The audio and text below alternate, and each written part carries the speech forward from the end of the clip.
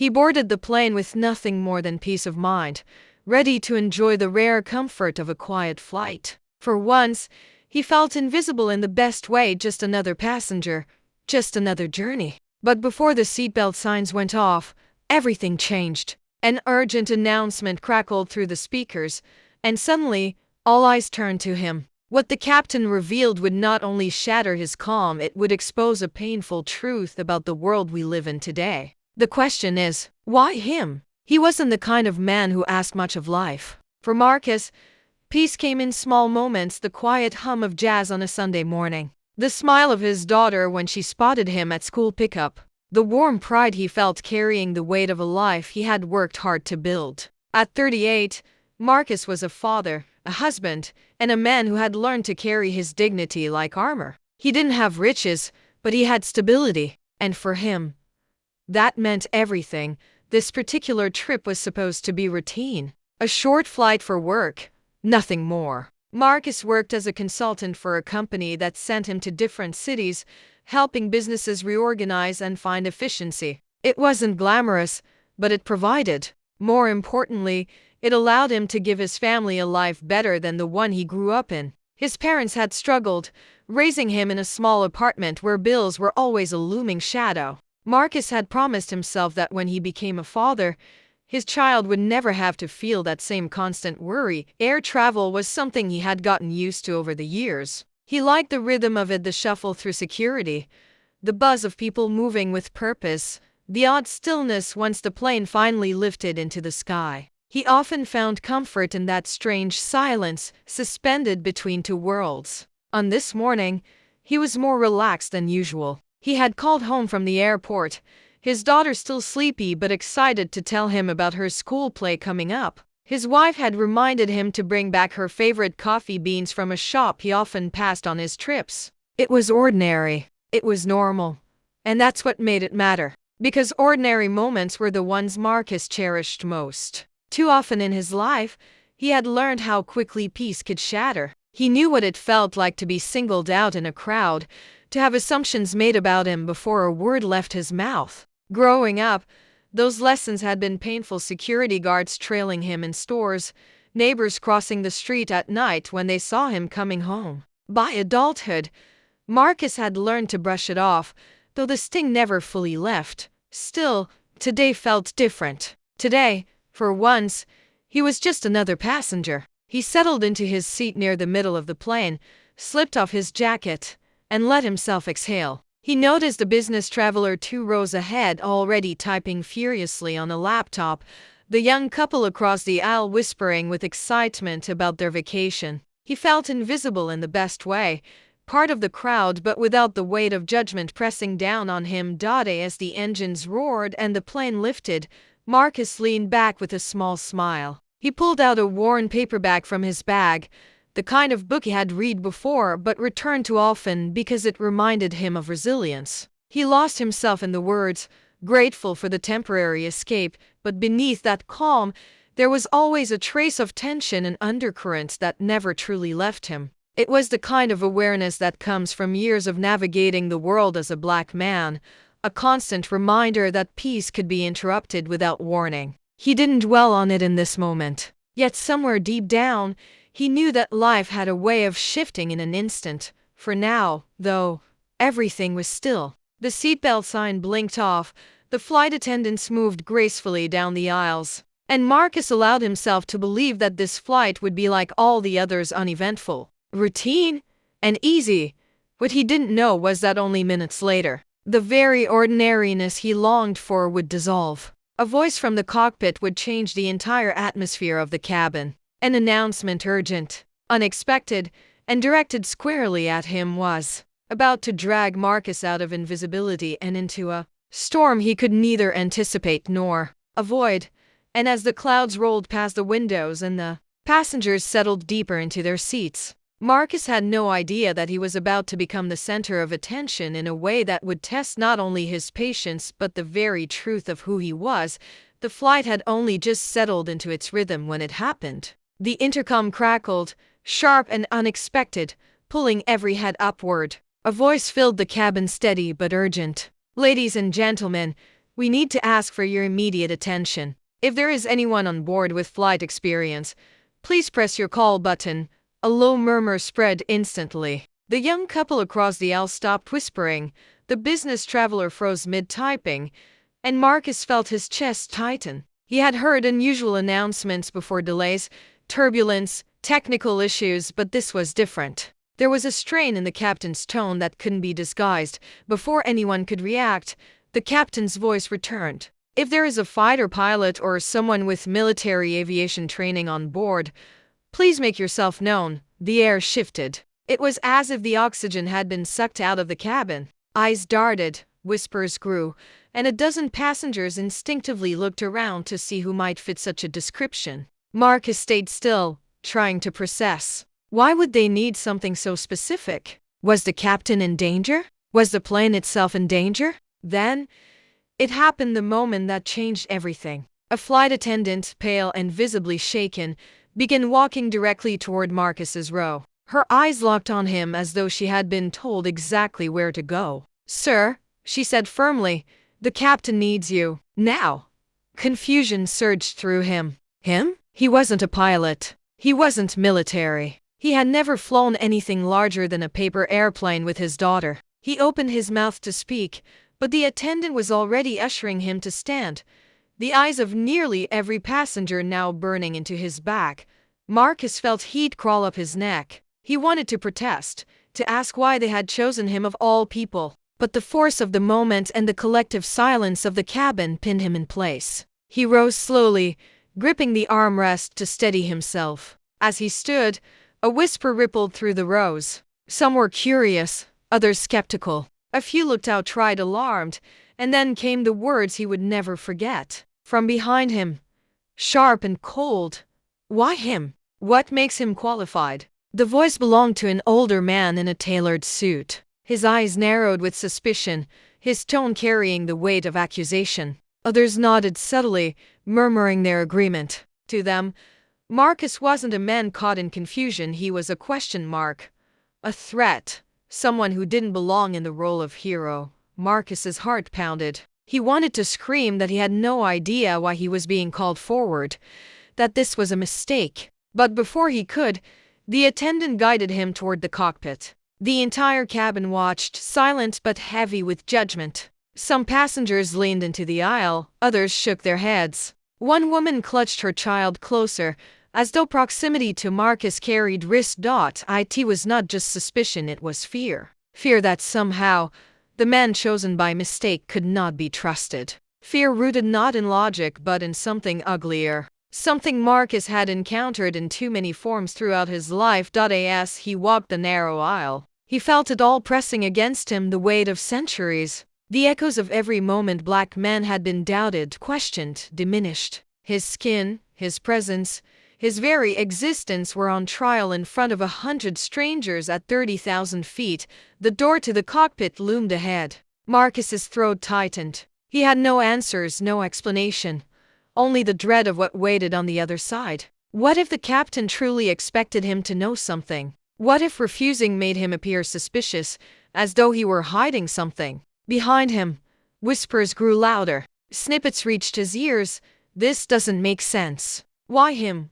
Of all people, are we safe with this?" Marcus's palms were slick with sweat. He thought of his daughter's sleepy voice on the phone that morning, of his wife's simple request for coffee beans. Normal things, safe things. And now here he was, being pushed into a storm that had nothing to do with him, yet everything to do with the world's perception of him.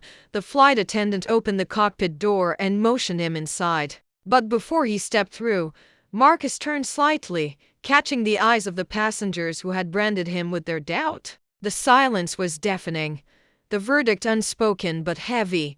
Prove yourself or confirm our fears. And then the door closed behind him. Inside, the cramped space buzzed with tension. The captain was slumped in his seat, pale and drenched in sweat, one hand trembling on the controls. The co-pilot looked frantic, toggling switches, his eyes wide with desperation. "You," he barked, pointing at Marcus.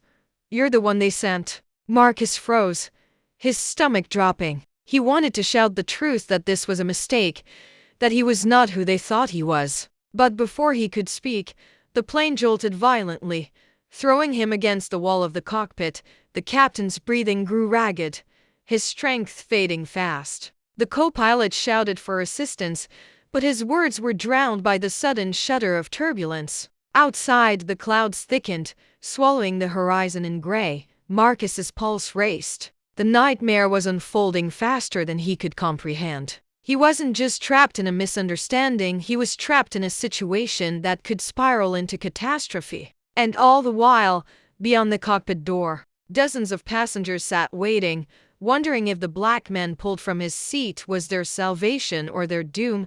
The rising pressure inside the plane matched the rising pressure inside his chest. Every second carried the weight of judgment, suspicion, and unrelenting fear. Marcus knew one thing with terrifying clarity.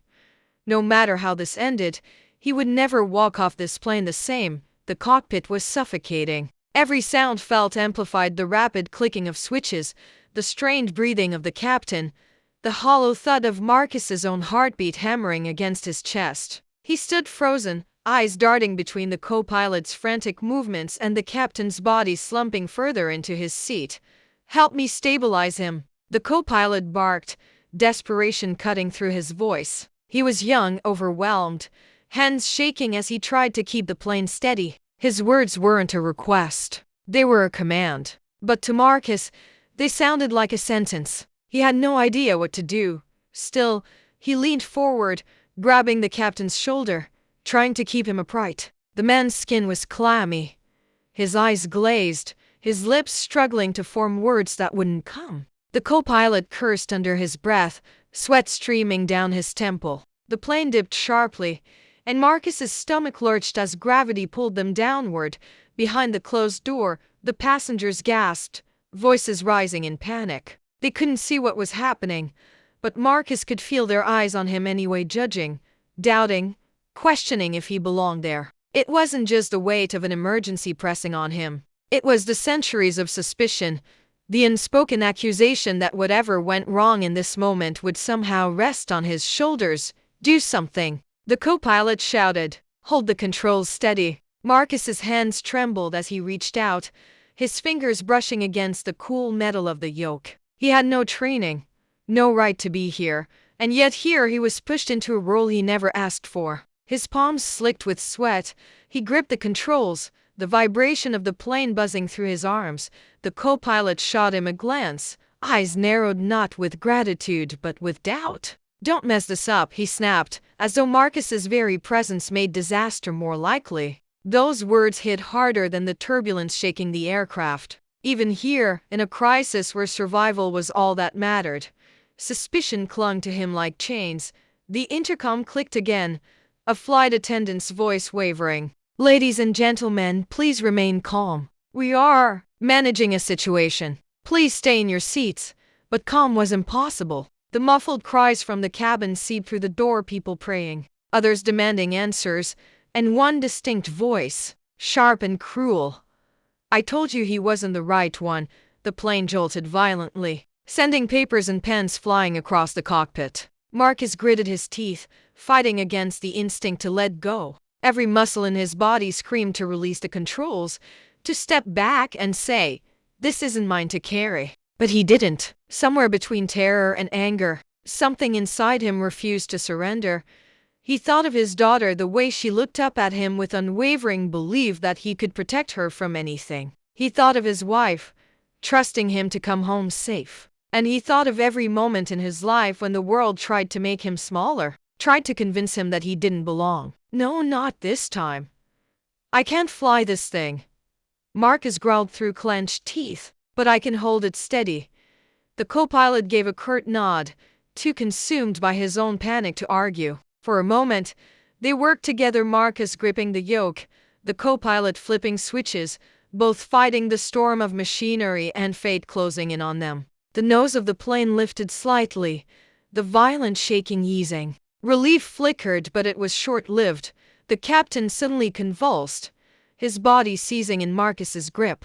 The co-pilot swore loudly, reaching across to stabilize him, and in that split second, the controls shifted again. The aircraft tilted sharply to the side, and screams erupted from the cabin. Trays and belongings crashed to the floor. Oxygen masks dangled above terrified passengers. Marcus felt the weight of 100 unseen stares pressing through the cockpit door. If they survived, some would still believe he didn't belong here. If they didn't, he would be remembered not as a man caught in the wrong place at the wrong time, but as the reason they fell. The injustice of it burned in his chest, hotter than the fear consuming him. He planted his feet, forcing his shaking arms to steady the yoke once more. Every fiber of his being wanted to collapse under the pressure, but he held on, not just for survival but as defiance. Seconds stretched into an eternity. The co-pilot's frantic instructions blurred together altitude numbers, headings, emergency codes. Marcus barely understood them, but he didn't let go. The plane fought against them, the storm outside battering its wings, the engines groaning under the strain, and then silence. Not real silence, but the kind that comes in the eye of chaos, the moment where the screaming dulls, the turbulence pauses, and the world holds its breath. Marcus felt it in his bones. Something was about to break. The co-pilot's head snapped toward the instruments, his face draining of color. He muttered a word Marcus didn't understand, then shouted, "We're losing altitude fast." The floor seemed to drop beneath them. The horizon outside tilted violently. Passengers screamed louder, the sound of pure terror flooding through the thin cockpit door. Marcus's grip tightened until his knuckles burned white. This was at the breaking point. The moment where everything hung in balance. The moment Marcus realized that no matter what happened next, he was forever changed. He closed his eyes for a fraction of a second, whispering to himself words no one else could hear. "Not like this. Not today." And then the plane shuddered one final time. Alarms blaring, oxygen masks swinging wildly before plunging into a descent that threatened to tear it from the sky. The descent was chaos, alarms screaming, the cabin shaking violently, passengers bracing themselves for the worst. Marcus clung to the controls, every muscle in his body burning, refusing to let go. The co-pilot shouted coordinates, hands flying over switches, fighting to level the aircraft. For one suspended moment, it felt like gravity itself was against them. And then, inch by inch, the plane steadied. The nose lifted just enough to pull them out of freefall. The engines groaned but held. The turbulence softened into a trembling hum. It wasn't smooth. It wasn't certain. But they were alive. The co-pilot exhaled a strangled cry of relief, muttering into his headset. Declaring an emergency landing, Marcus sat frozen, his hand still locked on the yoke as though releasing it would send them spiraling again. His chest heaved, sweat dripping down his temples. Slowly, almost mechanically, the co-pilot pried his fingers free. "We've got it," he said quietly, almost reluctantly. The words should have brought comfort. But the look in the co-pilot's eyes told another story. Gratitude? Maybe. Suspicion? Absolutely. Even after Marcus had given everything in that cockpit. Even after he had helped hold steady when panic nearly consumed them. Doubt still lingered in the air.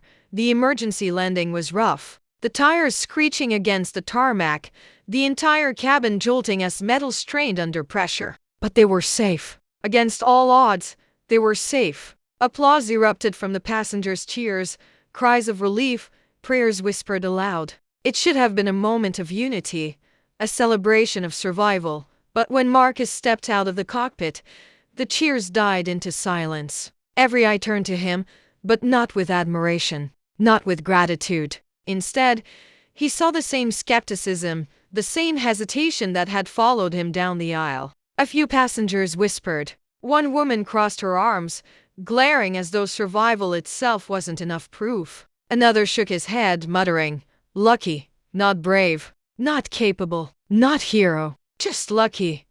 Marcus's heart sank. He had given everything in those terrifying minutes. He had faced death, not only his own, but that of everyone else on board, and still, the verdict of strangers reduced his effort to coincidence. His body was shaking, not just from the adrenaline, but from the crushing realization that no matter what he did, it might never be enough to erase the shadow of suspicion cast on him. As paramedics rushed the captain off the plane, as police swarmed the tarmac, Marcus found himself standing alone in the jet bridge. No one approached him. No one said thank you. The passengers streamed past, clinging to their bags and their loved ones, eager to leave the nightmare behind. Some glanced at him, but their eyes slid away quickly, unwilling to meet his gaze. It wasn't until he reached the quiet of the terminal that the weight truly hit him. He had stared death in the face. He had done his part to help pull a plane from the sky. And yet, he walked away not as a hero,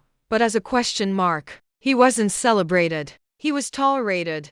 That was the deepest wound of all. Marcus carried that silence with him long after the flight. He carried it on the ride home, where he hugged his daughter tighter than ever. He carried it when his wife asked how the trip went. And he couldn't find words to explain the storm he had survived, not just the physical one, but the storm of being doubted even in crisis. And maybe that's what racism looks like at its cruelest. Not always loud, not always violent, but insidious. A quiet erasure of dignity. A refusal to see the full humanity of someone standing right in front of you even when their actions should demand it.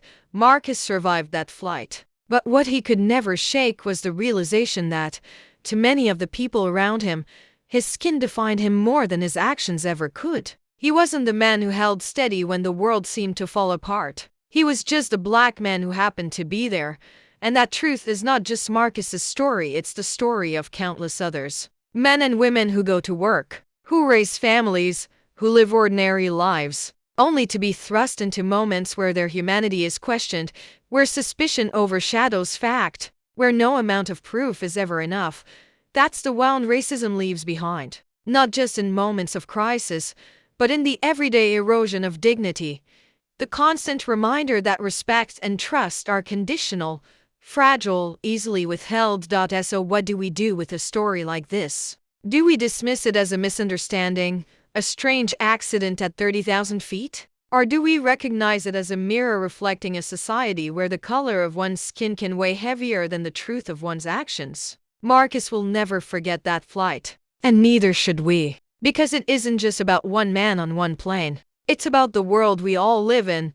The question is, when the next Marcus is thrust into a moment of crisis, will we see him for who he truly is? Or will we let suspicion write his story before he even has the chance to? Because survival shouldn't come with an asterisk. Humanity shouldn't come with conditions. And dignity should never be negotiable. So as you hear this story, ask yourself, if you had been on that plane, what would you have seen when you looked at Marcus? A man trying to hold the world steady? Or a stranger you doubted before he even spoke? That answer may say more about us than we want to admit.